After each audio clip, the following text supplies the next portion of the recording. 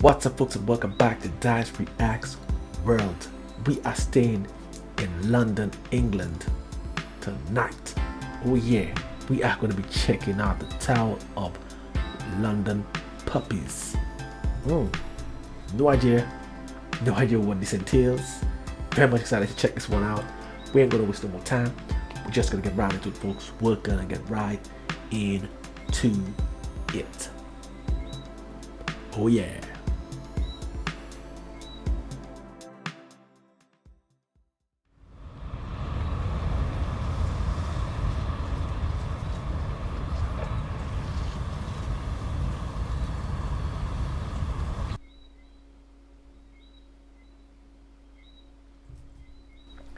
Yes, okay. They're talking about the poppies. I think I spoke about that in one of my videos. I don't know if it was it what is a British video, I'm not too sure. But I'm gonna touch upon it later in the video.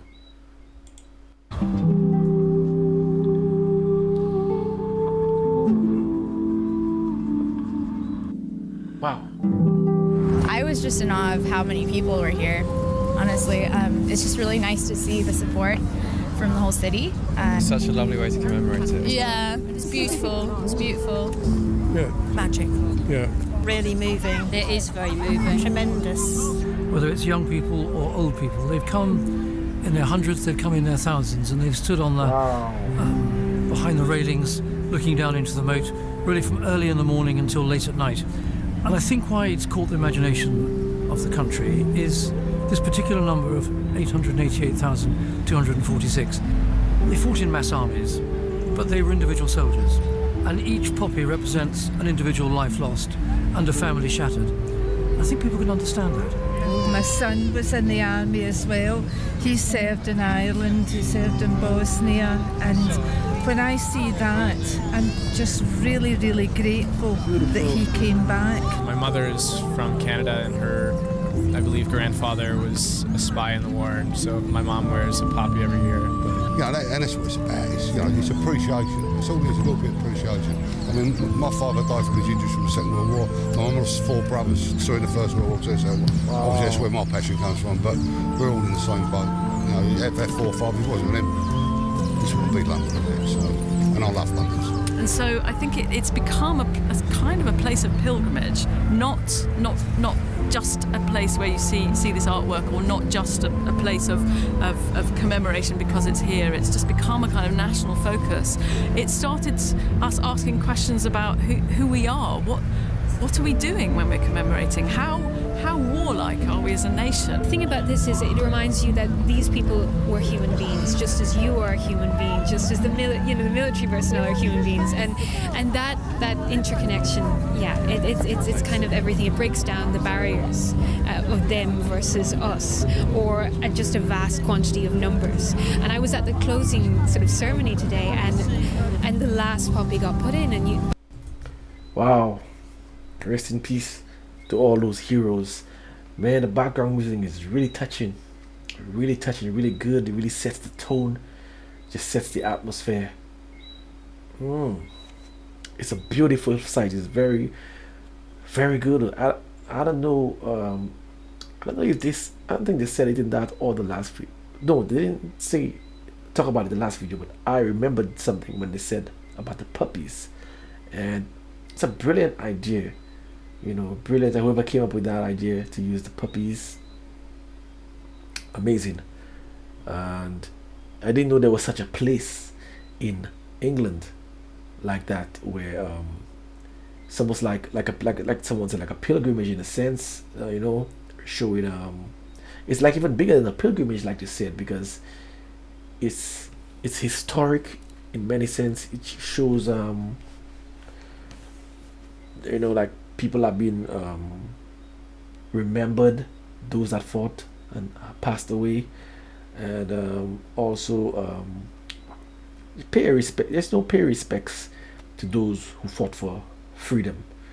It's really good that they have a place like that where people, not just in England but around the world, can come to and can reflect on that, and also it's almost like you know, it can just give people a sense of that there is a sense of purpose, not just in certain things, but it's almost like when you really want to fight for something. Doesn't mean you like physically fight all the time, but really that you believe in something, and you will go to whatever lengths, you know, to live that dream. So just looking at the way the puppies are around the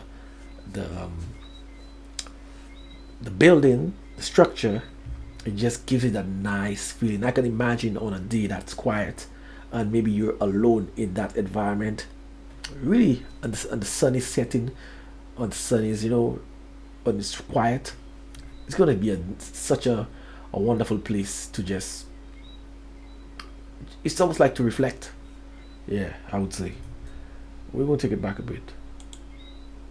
Or just a vast quantity of numbers. And I was at the closing sort of ceremony today, and the last poppy got put in, and by a little boy, and you think that's a life, and you look around and there's more than 800,000 more lives, and it does hit you. Sometimes you look at the vastness of it and it's beautiful but hard to comprehend, and then this one poppy goes down and you think, okay, yeah, this is rather a lot. We've had so many volunteers, so many people making the poppies, the whole of the Yeoman Water staff, the HRP staff, the number of people involved has been enormous, and I think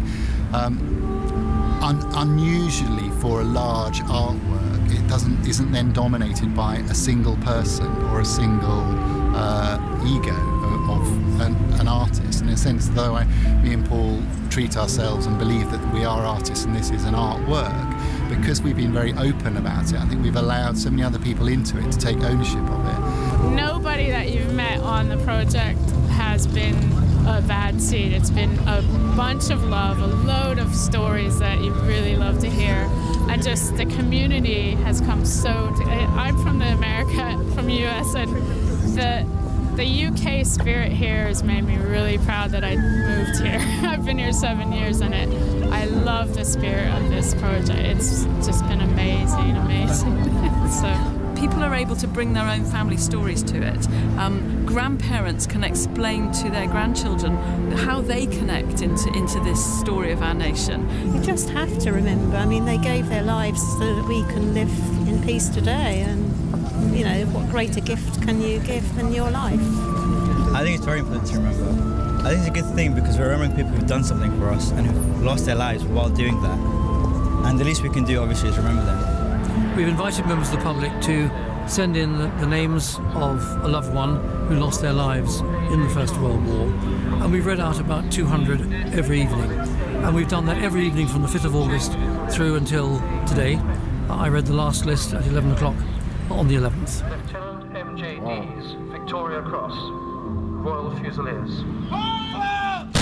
The installation is going to live on in a new, different way in the next 4 years. You know, that there's the first thing, which is them all going out to the general public, the people who bought them, and them having their own kind of tiny fragment of the installation. And then there are the two sculptural pieces which have been kindly bought for the nation, and we can take to various different locations to create some new installations relating to new buildings or new landscapes that can create a different kind of narrative on a smaller scale. And then the fact those are going to the Imperial War Museum and will be there, you know, for a long time as a focus for commemoration. I've just come out of the volunteers office, and there's what we call the measle map, which is a little red dot on every part of the map where the volunteers have come from, and it goes from Singapore to Iceland, from Guinea, Sierra Leone to the west coast of the United States. It's an absolutely incredible geographic spread, and I think that the names on the roll of honour every night have come from all over the Commonwealth countries,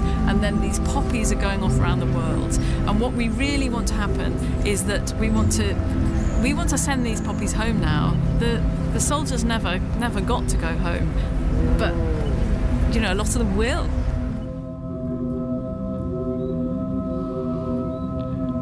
They shall grow not old, as we who are left grow old.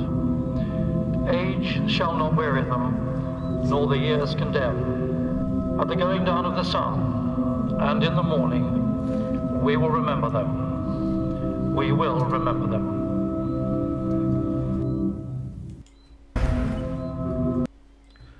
I'm gonna pause that right there. Yes, this was very touching, very emotional. So if it's emotional for me, I can imagine the families, man. It's tough. It's tough, man.